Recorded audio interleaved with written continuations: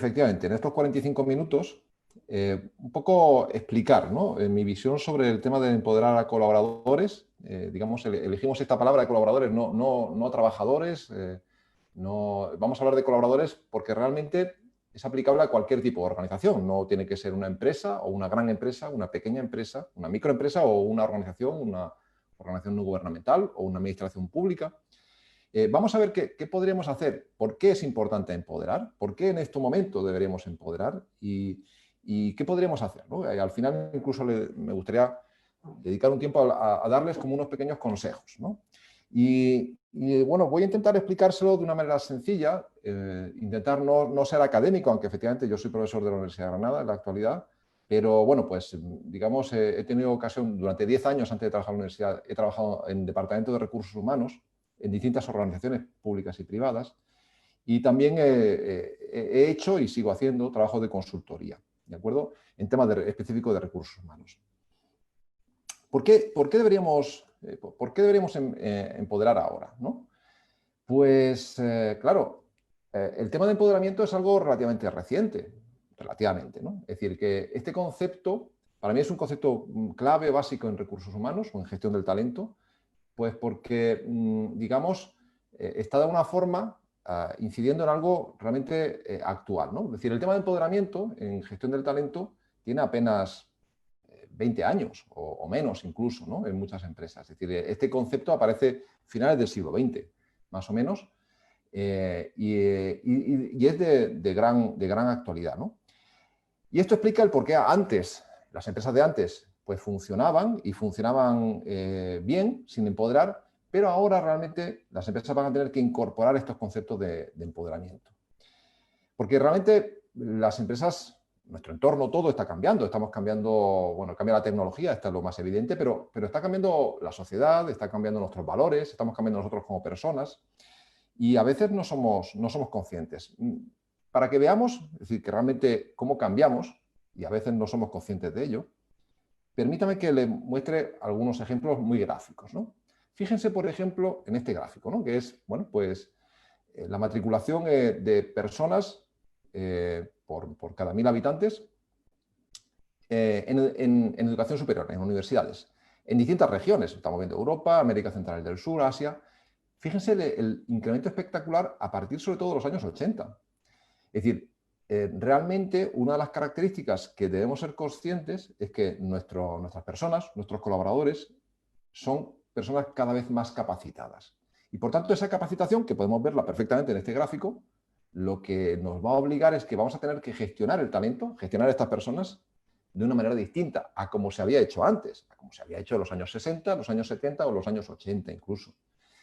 Esto significa que, por tanto, no es que antes se hacía mal la gestión del talento, antes se hacía adecuado al momento en que se vivía, pero ahora no podemos seguir utilizando las mismas reglas, las mismas recetas que se hacía pues, hace 20, o bueno, más que 20, 30, 40 o 50 años.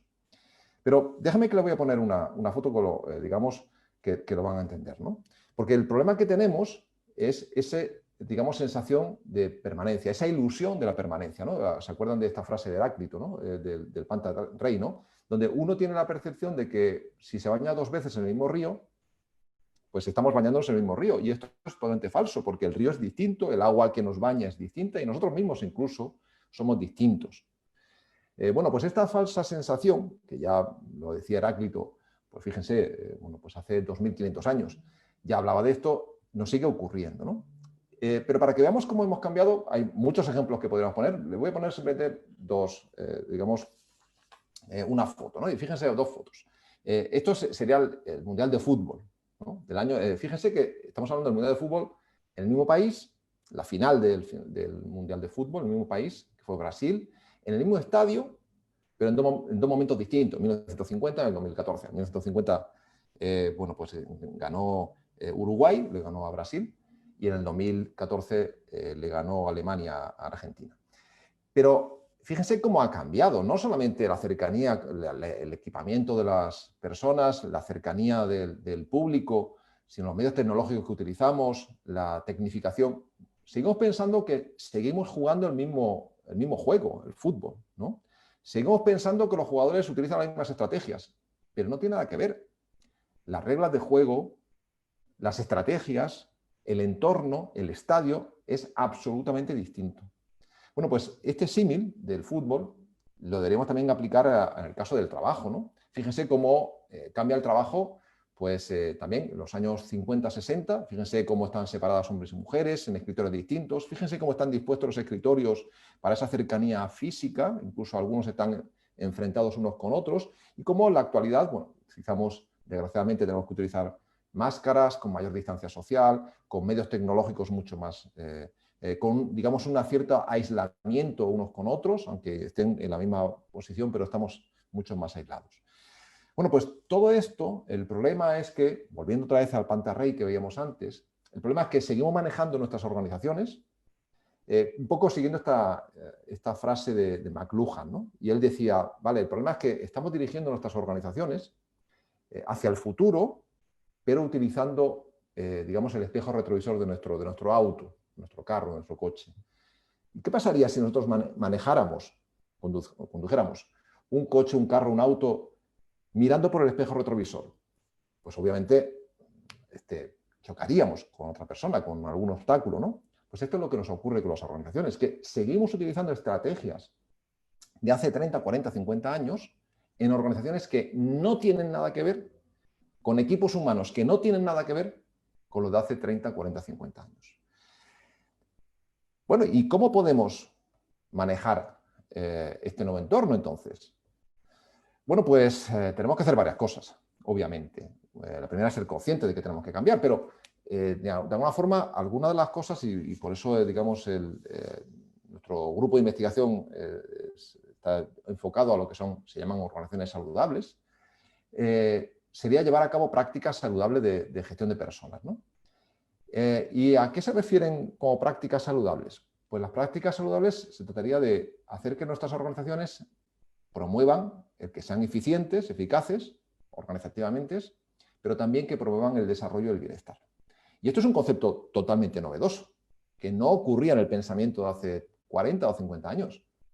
Es decir, que el pensamiento económico de la alta eficacia organizacional debe permanecer, obviamente, pero debemos incorporar factores de desarrollo y bienestar.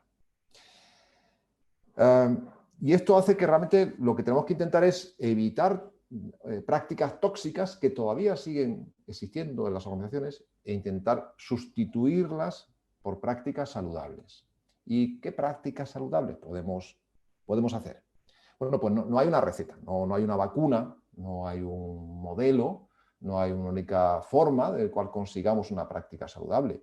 Pero aún así podríamos hablar de algunas de ellas, ¿no? Podríamos hablar que algunas de las cosas que vamos a tener que hacer para convertir nuestras organizaciones en saludables, para transformarlas en organizaciones actuales, acordes con el entorno que ha cambiado, aunque no seamos conscientes todavía mucho de ello, pues sería, por ejemplo, mejorar la conciliación trabajo-vida personal, dar mayor seguridad en el empleo, recompensar de manera individual el desempeño del trabajador, darle crecimiento. Y ahí pongo una quinta, que es en la que yo voy a centrarme, es decir, podría realmente hablar sobre cada una de ellas, pero no tenemos tiempo, que va a ser sobre empoderamiento e implicación. Es decir, que una de las prácticas que vamos a tener que hacer va a ser empoderar. Por lo tanto, vamos a hablar de empoderar, ¿no? De empoderar a los colaboradores, como decíamos. ¿Y qué es empoderar? Claro, aquí hay cierta confusión, porque hay personas que consideran que empoderar pues es dar, digamos, autoridad, es delegar en una persona. Y realmente es un concepto más amplio. Les decía al principio que el concepto de empoderamiento es un concepto relativamente novedoso en el ámbito de las organizaciones, de la gestión de talento, de la gestión de personas, apenas 20 años, 25 años, pero es un concepto que ya estaba en las ciencias sociales y se utilizaba, ¿no? Empoderar básicamente, para explicarlo antes de darle algunas definiciones que quería darles, empoderar básicamente es compartir el poder. Esto básicamente, ¿no? Compartir el poder, un poco, yo pongo el símil de la energía. ¿Se acuerdan aquello que nos contaban ¿no? Pues en la secundaria o la primaria, que la energía no se crea, no se destruye, se transforma? Bueno, el poder sucede igual, ¿no? No voy a extenderme sobre qué es el poder, es un tema interesante, pero realmente el poder se comparte, es decir, o se transfiere de unas personas a otras, pero en un grupo humano 2 personas no pueden tener el mismo nivel de poder. Esto es imposible. Es decir, el poder simplemente, si alguien tiene poder, es porque otra persona está cediendo parte de su poder, ¿no? Por lo tanto, empoderar es transferir parte de tu poder. Pero con una idea interesante, y es que realmente se ha comprobado que si nosotros compartimos el poder, si cedemos parte de nuestro poder, curiosamente, a pesar de lo que algunas personas puedan pensar, se incrementa la efectividad organizacional. Y esto en el pensamiento clásico, el de hace 30, 40 años, era impensable. Un gerente, yo hablo todavía con gerentes, con empresarios, con directivos de empresas, y todavía son reacios, decir, pero ¿cómo voy a compartir? ¿Cómo voy a dejar que mis empleados tomen decisiones? Pero esto como que si lo hago, bueno, pues esto va a ser un caos. O si lo hago van a decir disparates. Bueno, la realidad, la práctica, mi experiencia como consultor, mi experiencia en dirección de recursos humanos, es que cuando compartimos poder, ganamos eficiencia. Puede parecer una paradoja, pero es la realidad. Por tanto, el tema de empoderamiento normalmente va casi siempre asociado a procesos de cambio organizacional. Se trata de empezar a cambiar la cultura de la organización. Yo les decía, las organizaciones, nuestro entorno ha cambiado y por tanto tenemos que adaptar nuestras organizaciones, adaptarlas a los entornos actuales. Y esto lo vamos a tener que hacer con procesos de lo que se conoce como desarrollo organizacional, procesos de cambios adaptativos, ¿de acuerdo? Bueno, pues dentro de estos procesos de cambio, uno de ellos sería esta idea del empoderamiento. Yo le decía, por tanto, que el empoderamiento sería como esa transferencia de poder, ¿no? Como la energía. Hay algunas definiciones que podemos dar de empoderamiento, ¿no? Alguna, por ejemplo, sería esta de una autora norteamericana, que es Latchinger, que decía que, fíjense, yo le decía que empoderar es transferir poder, pero ella da una definición todavía más radical, que es aprender a tomar iniciativa. Esto luego voy a detenerme un poco más sobre este tema. Pero efectivamente, es decir, una de las cosas que nos vamos a encontrar, uno de los retos cuando empoderamos, es que en las organizaciones a veces queremos empoderar y nuestros colaboradores no quieren empoderarse. Y esto lo vamos a explicar también después, ¿no?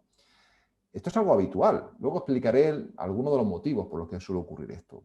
Pero, bueno, pues empoderar es que las personas aprendan a tomar iniciativas, a que realmente se sientan seguros y que respondan a los puestos de trabajo. Otros autores, como clásicos, como son Thorkildsen y Murray, decían, bueno, que son, fíjense qué definición tan radical, que era dar herramientas para que los trabajadores piensen por sí mismos.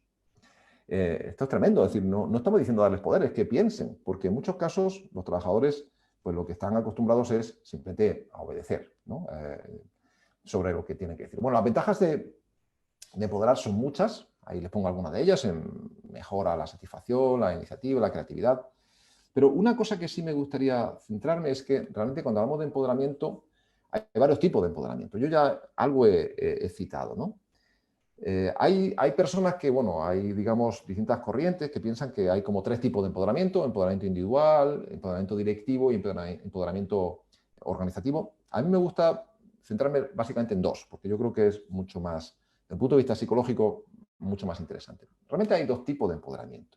Por una parte, lo que se conoce como el empoderamiento estructural, ¿no? Es decir, se trata de aquellas herramientas, aquellas prácticas que una organización pone en marcha con el fin de dar poder o compartir poder con los empleados o con los colaboradores.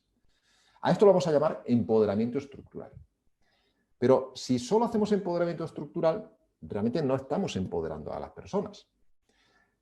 Nos vamos a encontrar donde hay empresas, tenemos casos, donde la empresa ha empoderado, ha dado posibilidad de empoderamiento a sus trabajadores, a sus colaboradores, y, digamos, las personas no han querido empoderarse, porque lo que se ha faltado ha sido lo que se conoce como el segundo tipo de empoderamiento, que es el empoderamiento psicológico. Y es que el trabajador tenga la percepción de que tiene autonomía y que realmente la ponga en práctica. Por tanto, cuando hablamos de empoderamiento, tendríamos que, de alguna forma, tener ambos tipos de empoderamiento. Nos vamos a encontrar situaciones donde la empresa empodera a sus trabajadores, hace una serie de prácticas organizativas para que los trabajadores se empoderen y los trabajadores no van a querer. En ese caso no habría empoderamiento. Pero también nos vamos a encontrar con situaciones donde los trabajadores piensan que están empoderados, pero realmente la empresa no les permite, no les da facilidades para ese empoderamiento. Tampoco, en ese caso, sería un caso de empoderamiento. Por lo tanto, para que podamos hablar de empoderamiento, tienen que darse ambos tipos. Luego les voy a mostrar algún ejemplo concreto, ¿no? Tienen que darse ambos tipos de empoderamiento. Luego les diré además en qué orden tiene que darse uno u otro, ¿no? ¿Y qué podemos hacer para incrementar el empoderamiento estructural? Pues alguna de las estrategias que podemos hacer sería, por ejemplo, dar mayor información. Una de las cosas que sabemos, los que nos dedicamos a temas de talento humano, es que la comunicación involucra y la comunicación da poder. Por tanto, cuanta más información damos, más estamos empoderando a las personas. También otra de las características que deberíamos hacer sería darles recursos, para que puedan darles recursos, me refiero no solo materiales, para que puedan empoderarse, sino también recursos formativos, darles capacitación para que sean capaces de llevar a cabo digamos, ese empoderamiento, ¿no? Una tercera sería darles apoyo, apoyarles en las actividades que vayan a desarrollar. Y por último, generar oportunidades de empoderamiento.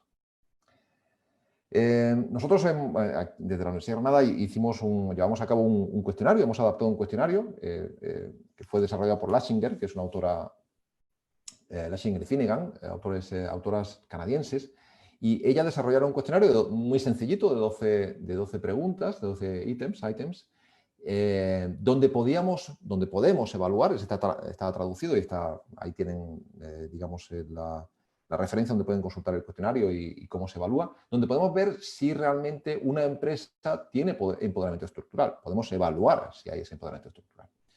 Bien, tenemos, por tanto, un primer empoderamiento estructural, el segundo sería el empoderamiento psicológico. ¿Qué podemos hacer para que las personas estén empoderadas psicológicamente? Bueno, pues habría varias cosas que podremos hacer. Primero, que la tarea que nosotros le estemos dando, el poder que le damos para que desarrolle una tarea, la persona sienta que tiene competencia para hacerla. Que tiene, de alguna forma, la capacitación, el apoyo, los recursos que veíamos antes, que perciba que realmente yo puedo hacer esto. Esto que me están, digamos, esta transferencia, esta tarea nueva que yo soy el responsable de hacerla, de llevarla a cabo, yo tengo las competencias y, por tanto, me siento capaz de poder hacerlo. Otro segundo es que esa tarea que estamos empoderando tenga significado. Decirle a un trabajador o un colaborador, mira, pues tú te vas a encargar de hacer el café en la mañana, esto no tiene ningún significado para el puesto de trabajo, a no ser que sea un mesero o un camarero. Tienen que ser tareas que realmente sean importantes, que tengan significado, que estén relacionados con su puesto de trabajo y que tenga impacto sobre el resultado final. Y por último, que el trabajador, otra característica para desarrollar empoderamiento psicológico, es que el trabajador tenga esa percepción de autonomía. Bueno, pues estas 4 cosas, fíjense, yo no estoy hablando de recetas concretas, estoy hablando de qué características debemos tener, ¿no? Luego les voy a dar, de todas formas, algunos consejos mucho más concretos. Nosotros podemos también evaluar cuál es el nivel de empoderamiento psicológico de una persona y lo podemos hacer a través de cuestionarios. Hemos hecho también una adaptación de otro cuestionario, en este caso de Spricer, que evalúa en 13 ítems cuál es el nivel de evaluación de empoderamiento psicológico, ¿no? Y bueno, pues esto espero en los próximos meses que estará publicado también. Bueno, ¿y qué consecuencias tiene? ¿Por qué es importante empoderar a las personas? Acuérdense, estamos hablando que el empoderamiento es una de las prácticas saludables que tenemos de recursos humanos o de gestión del talento. ¿Y qué consecuencias va a tener? Bueno, una es evidente y es que va a mejorar el desempeño. Si la persona está empoderada, su desempeño, el desempeño individual de esa persona, va a ser mejor. No solamente el individual, probablemente también el grupal, el de su departamento. Esta es evidente, ¿no? Pero tiene otras, digamos, más consecuencias positivas. Y es que una de las características que hemos observado es que cuando empoderamos a alguien, una de las consecuencias es que realmente la persona va a estar totalmente concentrada en su tarea, va a estar absorta en su tarea. Es decir, y además, paradójicamente, a pesar de todo esto, incrementa el bienestar. Porque uno podría pensar, bueno, pero esto, la persona va a estar pues, mucho más insatisfecha, si me están dando una tarea, me va a absorber toda mi energía.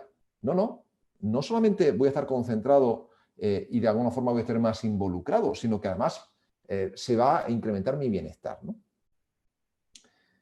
Y todo esto va a hacer además que nuestro estado de ánimo nuestra actitud va a ser mucho más positiva, con altos niveles de energía, que van a generar pues que la persona no se quiera ir, que la persona no quiera abandonar su puesto de trabajo y además, curiosamente, va a tener mayor resistencia mental. Una de las cosas que hemos observado, que sabemos, es que las personas empoderadas sufren menos estrés que las personas no empoderadas. Esto es una paradoja y nos sucede mucho. Van a encontrar en su organización, piensen en compañeros suyos de trabajo, piensen en otros compañeros que conozcan, donde van a ver que los malos trabajadores, aquellos trabajadores gandules, vagos, aquellos que intentan escaparse, los van a ver insatisfechos y además cansados.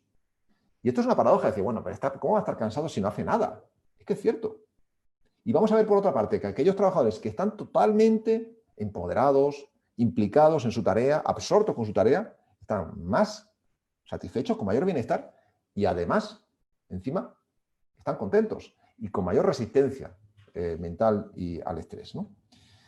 Bueno, todo esto además, publicamos un artículo en el 2011 donde veíamos un poco cuáles son estas consecuencias positivas que le decía, consecuencias buenas del bienestar, ¿no? Por tanto, el empoderamiento es positivo para la organización porque mejora el desempeño de la organización y positivo para los trabajadores, ¿no? Por tanto, el empoderamiento es una herramienta de gestión del talento, ¿no? Que está muy relacionada con otras cosas. Es decir, si nosotros conseguimos que haya empoderamiento estructural y psicológico, acuérdense que se tienen que dar los dos a la vez, aunque tal como les muestro en el gráfico, primero deberíamos hacer empoderamiento estructural, es decir, deberíamos generar oportunidades en la organización y después fomentar el empoderamiento psicológico, sería en ese orden. Pero si conseguimos los dos empoderamientos, lo que vamos a conseguir son prácticas saludables en la gestión de recursos humanos. Vamos a tener mejor bienestar, mejor clima, menos absentismo, menos rotación, mayor compromiso, mayor implicación. ¿De acuerdo? Bueno, vamos a saltarnos algunos de estos conceptos porque me gustaría hablarles de algunos, digamos, ejemplos de empoderamiento. Vamos a poner ejemplos reales, de empresas reales. Primero vamos a hablar de grandes empresas. Cuando nosotros hablamos de ejemplos, ¿por qué deberíamos empoderar? Pues le pongo, por ejemplo, el caso de Toyota. ¿De acuerdo? Toyota, este fabricante de vehículos. Bueno, pues ellos, digamos, tienen un sistema que le llaman el Toyota Production System, el TPS, donde una de las cosas que Toyota hizo distintos cambios para ganar valor y se dio cuenta que realmente su valor agregado estaba en la producción, ¿no? No estaba en el sector comercial. ¿De qué le servía vender coches si luego esos coches eran malos o tenían un mal rating por parte de sus clientes? Por lo tanto, se dieron cuenta que donde debían añadir valor era la producción, no en otros estratos de la organización, sino en la producción. Y se dieron cuenta que para que la producción agregase valor, lo que tenían que hacer era transferir poder a quienes hacen el trabajo, digamos, al operario que está haciendo su trabajo. Por tanto, Toyota empezó a hacer toda una serie de modificaciones digamos, en sus cadenas de montaje y en sus sistemas productivos y de organización, donde, por ejemplo, una de las cosas que hizo fue lo que ellos llamaban capacitación cruzada, y es que los trabajadores no solo recibían formación en su área de trabajo, en su especialización, sino que empezaban a recibir formación en otras áreas. ¿Y por qué? Para empoderar a los trabajadores. Y empezaron a hacer lo que eran rotación interna de puestos, donde iban cambiando. Es decir, cada cierto tiempo, incluso los ingenieros, por ejemplo, tenían que obligatoriamente hacer estancias de producción en algunos puestos básicos de montaje. ¿Por qué? Y los operarios tenían que hacer estancias también, pequeñas estancias, en departamentos técnicos. ¿Qué es lo que buscaba Toyota? O lo que busca Toyota. Pues lo que busca es simplemente involucrar a la persona y que tenga una concepción más global de la empresa, donde sienta que tiene el poder.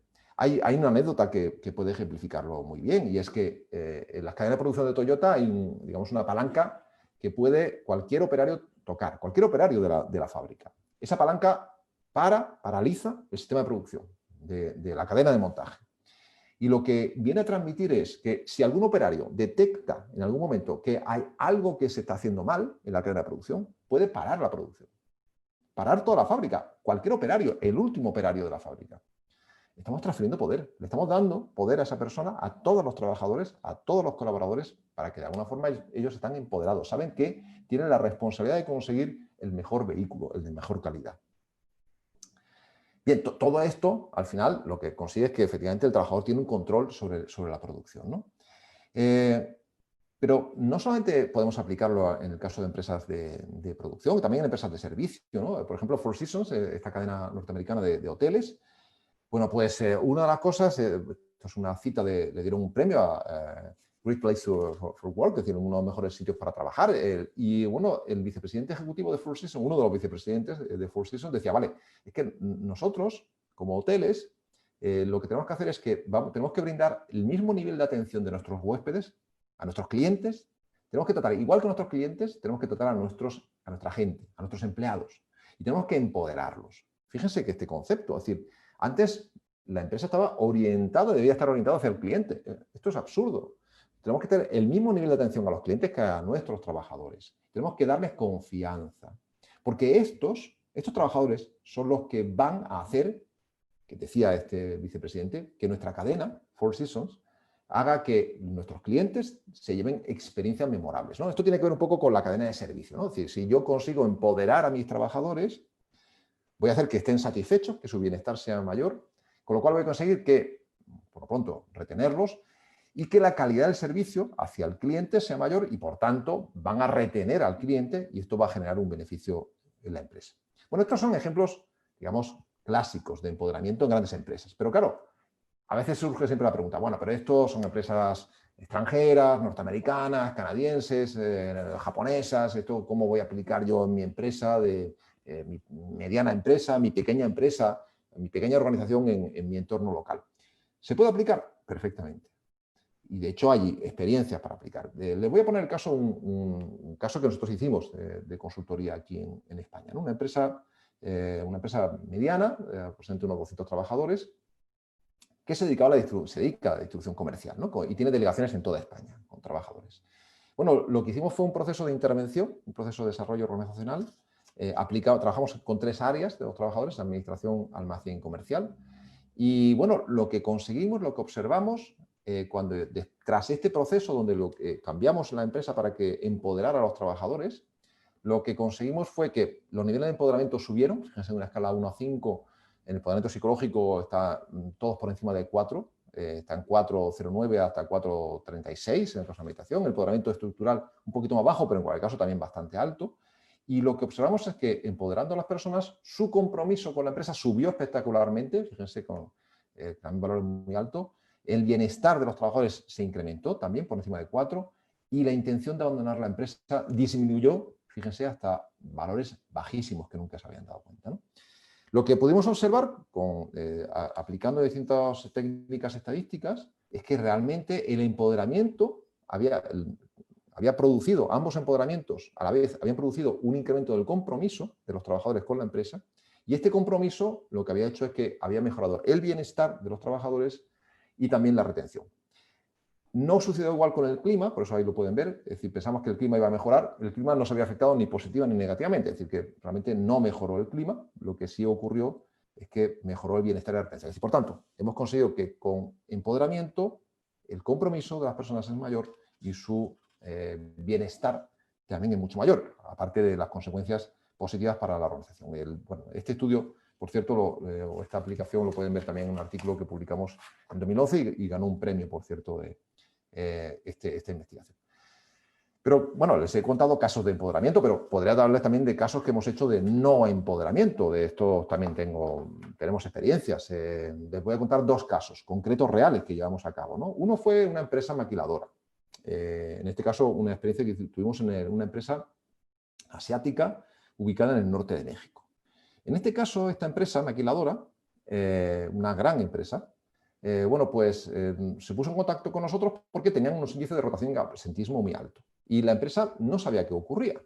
No entendía qué pasaba porque, es decir, las personas se le estaban yendo, los trabajadores locales, se les estaban yendo, a pesar de que las condiciones laborales y económicas eran bastante buenas. Es decir, que las personas que contrataban, pues, de alguna forma, estas personas, sus condiciones laborales, salariales, eran mejores que, digamos, el promedio de la zona. ¿De acuerdo? Era por encima del salario mínimo y, digamos, superiores a lo que podían encontrar. Bueno, pues las personas se terminaban yendo había personas que abandonaban digamos, el centro, la empresa, y preferían trabajar.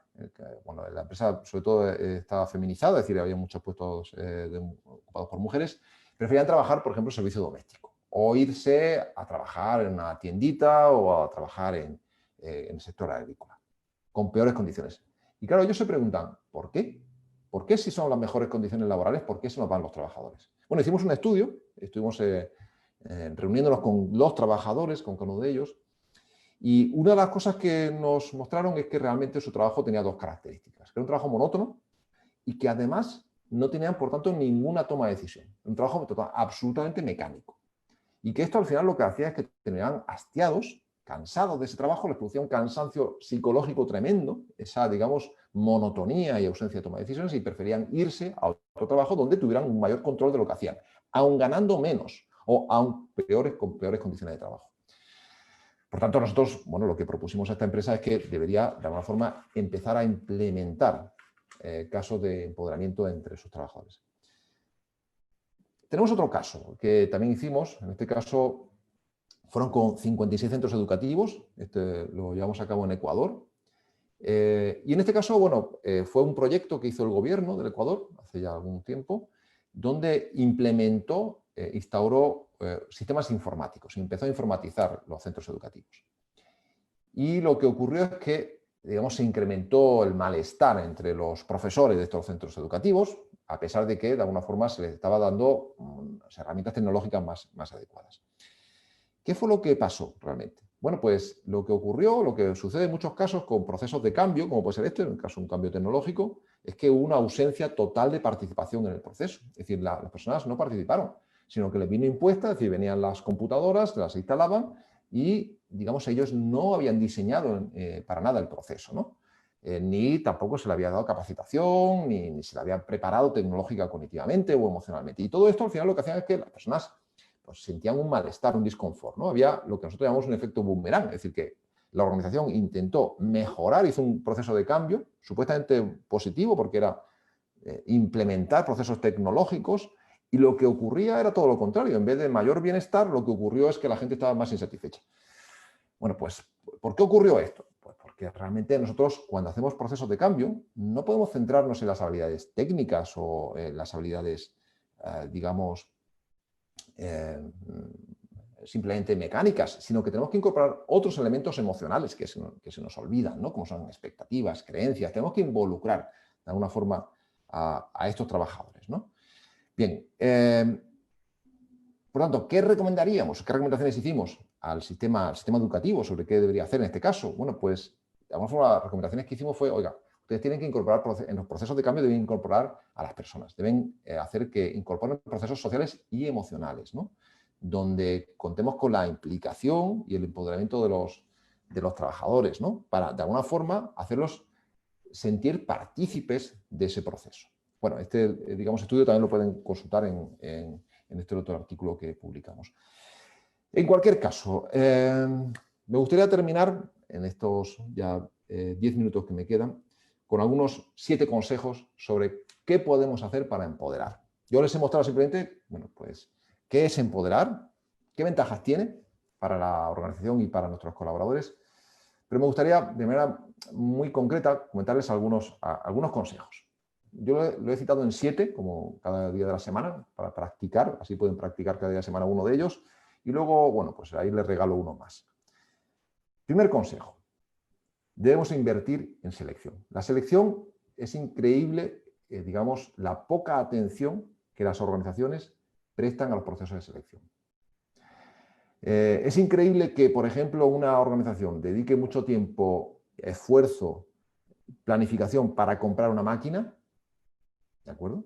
Y en cambio dedique muy poco tiempo, esfuerzo para contratar a una persona. Cuando es la persona la que va a generar, la que va a agregar valor a mi producto o a mi servicio. La selección es un proceso de inversión. Estamos invirtiendo en nuestros futuros colaboradores. No es seleccionar a la persona que aparece en primer lugar, es invertir.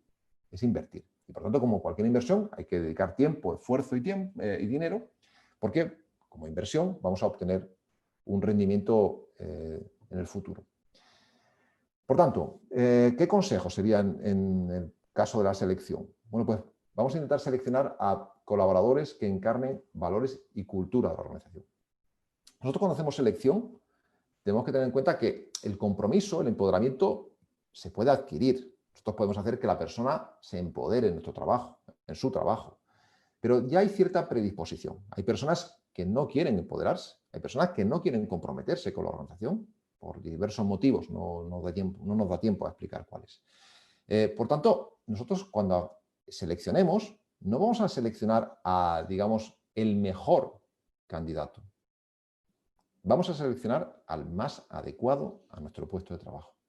Vamos a seleccionar a aquella persona que tiene la predisposición para involucrarse, para empoderarse. A este es el que tenemos que seleccionar, al adecuado, no al mejor. A veces no coinciden mejor y adecuado.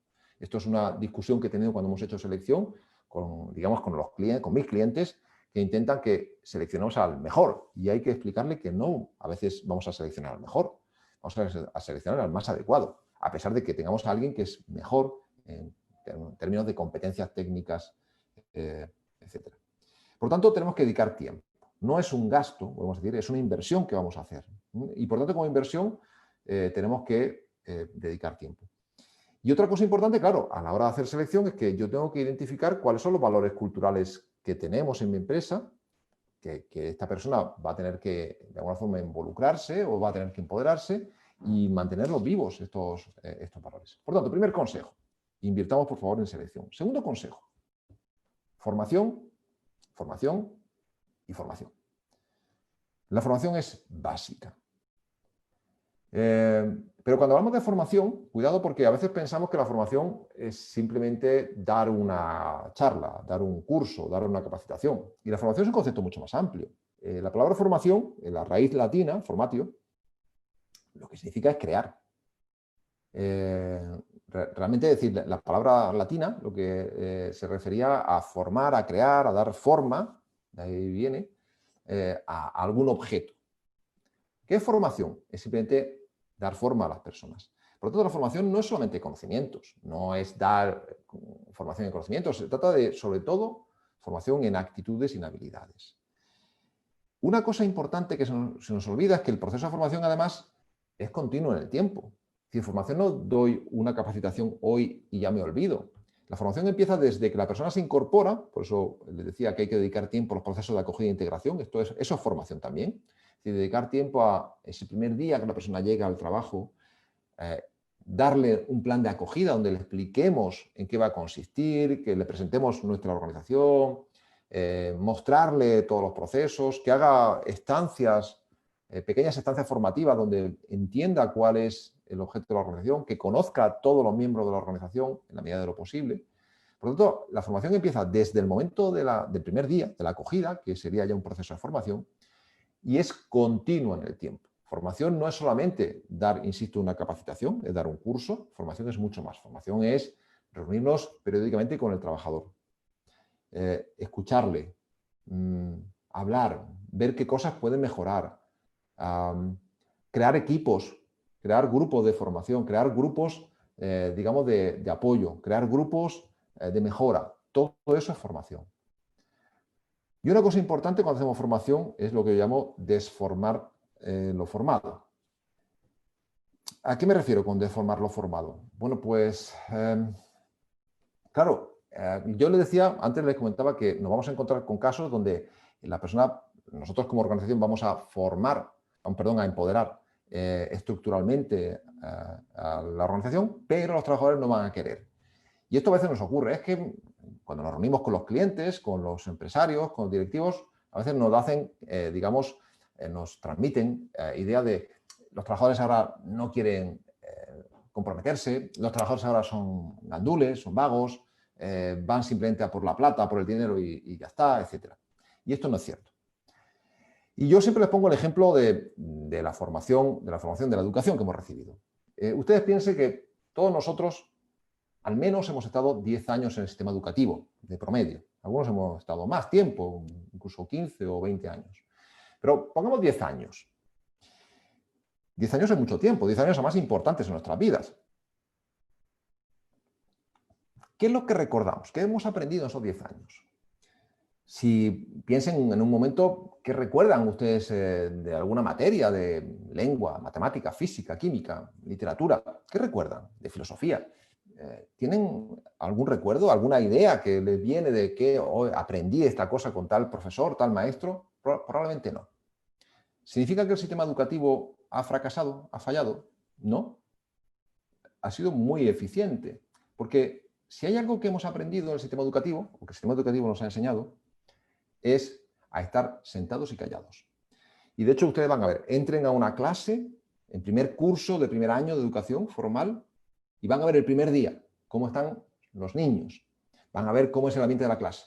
Vayan el último día de ese mismo curso, van a ver los niños sentaditos y calladitos. Lo que nos ha enseñado el proceso educativo es que nosotros no tomamos decisiones, las toma el profesor, el docente. Nosotros simplemente hacemos lo que el profesor o el docente diga. Si hay que hacer una tarea, la hacemos. Si hay que hacer un examen, contestamos las preguntas que nos diga según la respuesta que él quiere que le digamos. Por tanto, no pretendamos que una persona que ha estado socializada 10 años en ese proceso educativo que hemos generado todos, yo también como docente, desgraciadamente, no pretendamos que al día siguiente, cuando esta persona vaya a una organización, a una empresa, ya tome autonomía o de alguna forma pues quiera empoderarse. Tendremos que empezar a desformar y esto va a llevar tiempo. Consejo 3.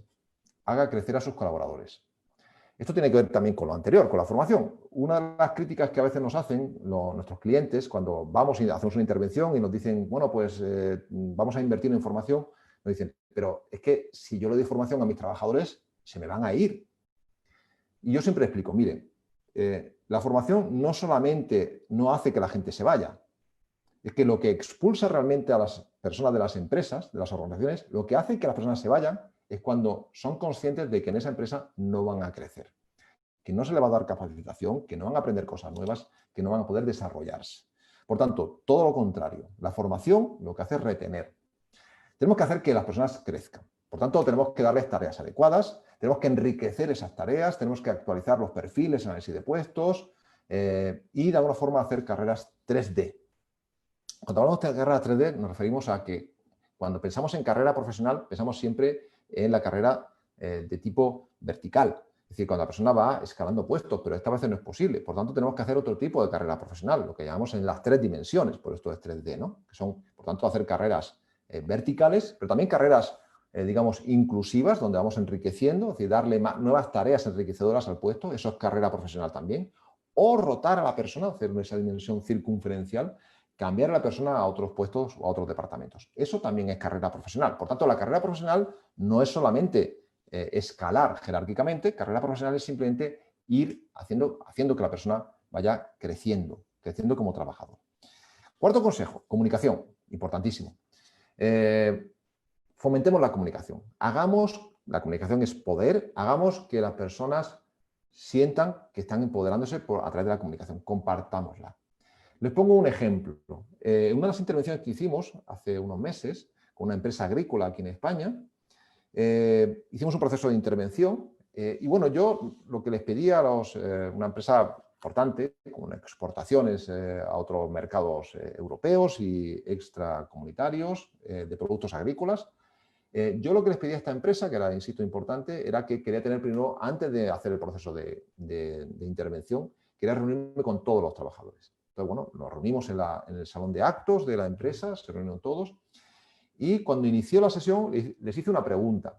Le pregunté a todos, una pregunta, ¿cuándo fue la última vez que se reunieron juntos para hablar sobre temas de la empresa? La respuesta que me dieron fue al unísono, todos a la vez, nunca. En esa sala había trabajadores que llevaban 20 años en la empresa, 20 años. Nunca los habían reunido para hablar. Por tanto, fomentemos la comunicación. No hagamos que una persona pueda estar 20 años sin haberse reunido para hablar del trabajo que está haciendo el día a día con otros compañeros, de manera formal. Hagamos que todos participen en el proceso de comunicación, ¿no? Y practiquemos la escucha activa. Una cosa importante cuando pensamos en comunicación, pensamos que es hablar, hablar, hablar o escribir, escribir, escribir. Eso no es comunicación, como sabemos. Eso sería información. Sabemos que la comunicación es bidireccional, tiene que darse los dos sentidos. Significa, por tanto, que para que haya comunicación tenemos que escuchar. Pero no solamente escuchar, sino como les pongo aquí, escuchar activamente, intentar entender qué es lo que la otra persona me quiere decir. Consejo 5. Desarrolle líderes adecuados. Una cosa importante, es decir, pensamos que el liderazgo está asociado al desempeño. Un buen trabajador va a ser un buen jefe. En absoluto. En absoluto. Yo aquí, bueno, una de las cosas, uno de los seminarios que yo suelo impartir tiene que ver con temas de inteligencia emocional. Y les pongo un ejemplo cuando me reúno con mis clientes a hablar sobre inteligencia emocional, sobre la importancia de la inteligencia emocional en el trabajo. Y es que les digo, piensen cuando ustedes estaban en el colegio. Vamos a hacer una cuestión muy cotidiana. ¿Quién era el líder en su salón de clase, en el aula? ¿Era el que mejores notas tenía? Probablemente no. ¿Quién era el líder, por tanto, de la clase? Pues probablemente aquella persona que tenía otras habilidades. Y yo les cuento que uno de los grandes engaños, que digamos, hay muchos, pero una de las grandes mentiras, engaños que tiene el sistema, es que nos han hecho creer que realmente si tenemos una gran inteligencia cognitiva, si somos muy buenos estudiantes, si somos capaces de incorporar un montón de conocimientos, vamos a tener éxito en la vida profesionalmente. Y esto es mentira. No significa que vamos a tener, tampoco no vamos a tener éxito, pero piensen por un momento, piensen en los líderes políticos, empresariales, religiosos, sociales, van a ver que no son personas inteligentes cognitivamente, no son grandes premios Nobel, ninguno. ¿Qué son? Son personas con una gran inteligencia emocional, son personas que son capaces de entender a otras personas. Por lo tanto, los líderes no son personas que tengan un gran desempeño. No, tenemos que elegir líderes que sean buenos líderes, incluso aunque sean malos trabajadores. Insisto, son dos conceptos distintos, desempeño y liderazgo. Un líder tiene que ser, sobre todo, un buen líder, aunque tenga un mal desempeño como trabajador. Y el buen trabajador será un buen técnico que hará su trabajo, por tanto, en su puesto de trabajo. Por tanto, vamos a intentar seleccionar y formar a líderes que tengan esas competencias de líderes, ¿no? Y vamos a darles más fuentes de poder. Uno de los problemas que tenemos con el tema del liderazgo, yo no voy a hablar de poder, esto es para hablar mucho tiempo, es que pensamos que el poder nos lo da si somos capaces de dar castigos y premios. Bueno, esto es una visión muy, digamos, estrecha del poder. Poder hay muchas fuentes de poder. Tenemos como 7 u 8 fuentes de poder distintas. Obviamente, premios y castigos es una de ellas, pero hay muchas más. Otra de ellas, por ejemplo, la información. Otra de ellas, por ejemplo, la relación. Por tanto, vamos a intentar incorporar más fuentes de poder, ¿no? Y una cosa interesante es, las actitudes son contagiosas. Si nosotros queremos generar empoderamiento en mis trabajadores, tenemos que hacer que los líderes transmitan estas actitudes, digamos, contagiosas, ¿no? Que fomenten liderazgos participativos y que practiquen y exterioricen el entusiasmo, el optimismo, la seguridad. Sexto consejo, generemos confianza. El gran valor que tenemos en toda relación humana es la confianza. Esta es la gran joya que a veces no nos acordamos. Como perdamos la confianza, como nuestros colaboradores pierdan la confianza en nosotros, realmente esa no la volvemos a recuperar. Por tanto, vamos a cuidar. Cuidar, insisto, la joya más preciada de cualquier relación humana, la confianza. Por tanto, hagamos que las personas confíen en nosotros y también que confíen en ellos. Equivocarse es bueno. ¿Cómo hemos aprendido a manejar, a conducir? Si yo, es decir, he aprendido a conducir equivocándome, saltándome un semáforo en rojo. Es decir, si yo no lo hago, nunca voy a aprender a conducir. Si yo tengo miedo a que voy a cometer un error, nunca aprendería a hacer nada. Por tanto, animemos a que a la gente hagan cosas. Incluso aunque se equivoquen, equivocarse es bueno. Lo sabemos, pero cuando alguien se equivoca, obviamente, vamos a criticarle y lo vamos a castigar. Seamos honestos. Si algo no sé, reconozcámoslo, no pasa nada. Yo no tengo por qué saber todo. Por tanto, si yo no sé algo, yo tengo que mostrarle a mi colaborador, no lo sé. Puede ser que tú sí lo sepas. ¿Cuál sería la propuesta? ¿Cuál sería la solución que tú darías? Seamos honestos y confiables. Y utilicemos el feedback, también el positivo, porque siempre pensamos en el feedback negativo. Último consejo. Incentive el esfuerzo. Evaluemos el desempeño de manera individual. Establezcamos sistemas de recompensa, fomentemos el emprendimiento y ofrezcamos planes de carrera, como decíamos antes en 3D. Yo le decía, 7 consejos Y uno más, un último consejo. Y ya para terminar, coincidiendo un poco bueno, pues como saben, este año, en 2020, se celebra el 100 aniversario del nacimiento de Mario Benedetti, ese gran escritor uruguayo. Un último consejo. Dirigir y empoderar personas es fácil, siempre y cuando lo hagamos desde la reflexión y la conciencia. Liberémonos de incertidumbre, de miedos. Si realmente nosotros nos tomamos un tiempo para pensar, planear y actuar, y por supuesto, ayudándonos de consultores, de expertos que nos orienten, lo conseguiremos. Tengamos confianza en nosotros mismos. Si la tenemos, esa confianza la transmitiremos y seremos capaces de tener realmente colaboradores empoderados. Muchísimas gracias. Si quieren contactar conmigo, pues ahí les dejo también, por supuesto, mi cuenta de Twitter y en LinkedIn y también en el canal de YouTube que tenemos, pues, con más vídeos sobre temas de talento y recursos humanos. Muchísimas gracias y, bueno, por supuesto, estoy abierto a preguntas que quieran hacerme.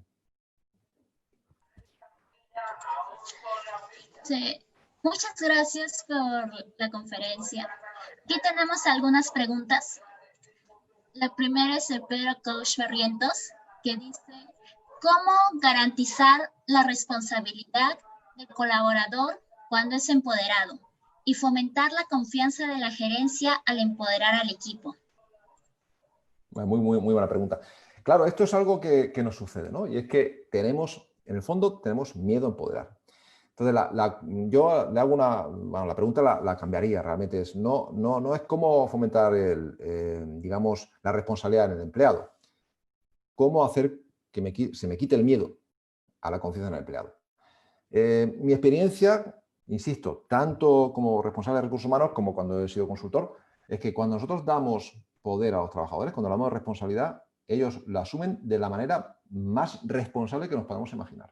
Uno tiene miedo de cuando yo cedo poder, los trabajadores, aquí usamos una expresión en España y es yo le presto la mano y, digamos, por decirlo de manera un poco neutral, me toma el brazo. Realmente aquí usamos otro verbo. Esto no es cierto, en absoluto. Si yo le doy la mano al trabajador, el trabajador me va a cuidar la mano y no se va a tomar más responsabilidad o no va a tomar más libertad.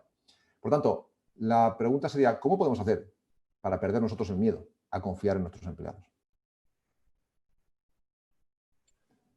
¿Otra pregunta, Melissa? Sí. La de Karen, que dice: ¿qué tipos de actividades podemos realizar para mejorar la comunicación? Buena pregunta también. Bueno, hay muchas, ¿no? Es decir, una, por supuesto, hay fomentar los canales de comunicación, ¿no? Es decir, fomentar el que sea comunicación.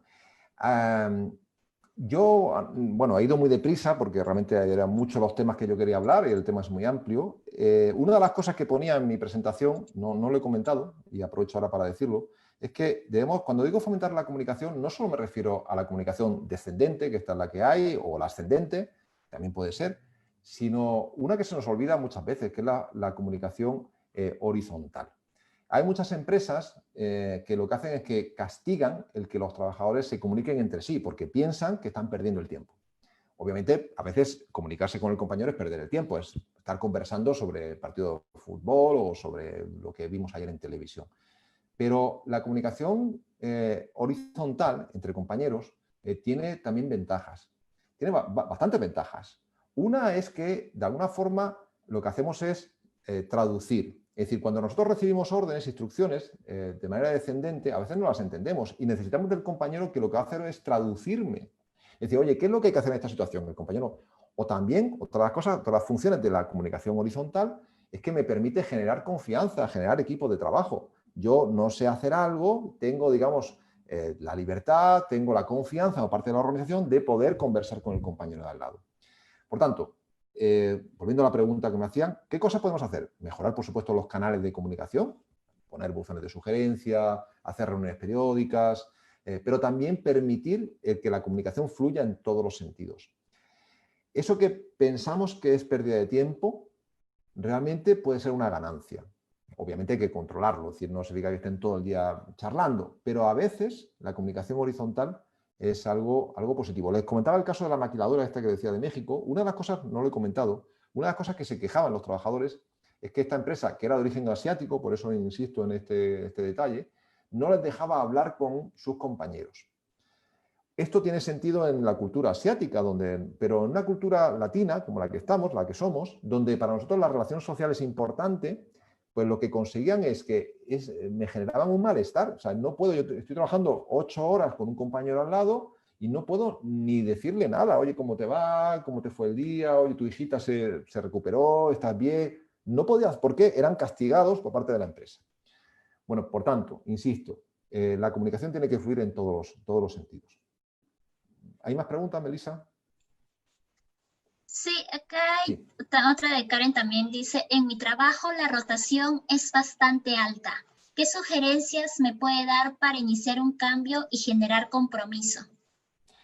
Bueno, un poco Karen ha respondido, es decir, el mayor, digamos, elemento que previene la rotación es el compromiso. Hay muchos estudios que se han hecho sobre esto. No es el clima, no es el clima laboral, no es la motivación, es el compromiso. Si yo estoy comprometido, yo no abandono la organización. Esto es un poco esa expresión que utilizamos muchas veces, ¿no? De llevar la camiseta, ¿no? El compromiso es llevar la camiseta de la organización, ¿no? Si yo siento la camiseta, yo no voy a dejar la organización, en términos generales. Luego, obviamente, hay otros elementos, es decir, imaginemos, pues tengo conflicto en cuanto, por ejemplo, horarios, porque, bueno, pues de alguna forma colapsan el horario de, bueno, pues por mi vida personal, tengo que llevar a mi hijo al colegio, tengo que cuidar a mi mamá, a mi papá con el horario de trabajo, tengo turnos rotatorios, trabajo en domingo. Bueno, obviamente habría que mejorar estos ajustes, ¿no? De flexibilizar horarios, mejorar la presión persona puesto, pero a pesar de todo esto, que también influye, principalmente es mejorar compromiso. Y una de las cosas que hemos visto que mejora el compromiso, recuerden, es el empoderamiento. Si empoderamos, si hacemos que la persona se identifique con la organización, con las tareas que hace porque tiene poder para gestionarlo, conseguimos mejorar el compromiso. Por tanto, el empoderamiento me va a llevar a mejorar el compromiso y la mejora del compromiso me va a hacer que disminuya la rotación. ¿Alguna pregunta más? Bueno, por motivos de tiempo ya no da para más preguntas, pero hemos respondido las más de todas formas, bueno, ahí importantes. Tienen, por supuesto, ahí tienen datos